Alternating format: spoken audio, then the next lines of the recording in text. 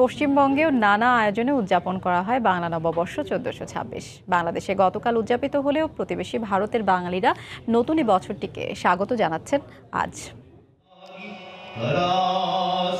পশ্চিমবঙ্গ, ত্রিপুরা, মেঘালয়, আসামের বাঙালিরা নববর্ষ উদযাপন করছেন যে যার কৃষ্টি ও ধর্মীয় আচার অনুষ্ঠানের মধ্য দিয়ে।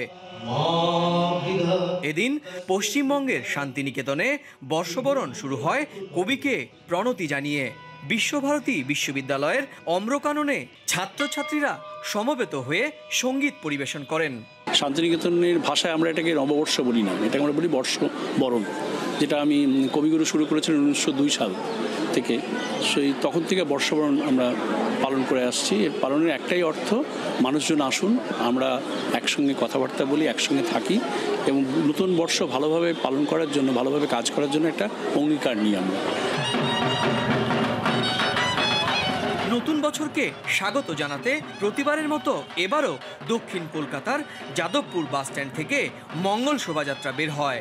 কয়েক বছরে এই শোভাযাত্রা পশ্চিমবঙ্গের বর্ষবরণের অন্যতম আকর্ষণের কেন্দ্রবিন্দুতে পরিণত হয়েছে, যা প্রশংসা কুড়াচ্ছে ব্যাপকভাবে।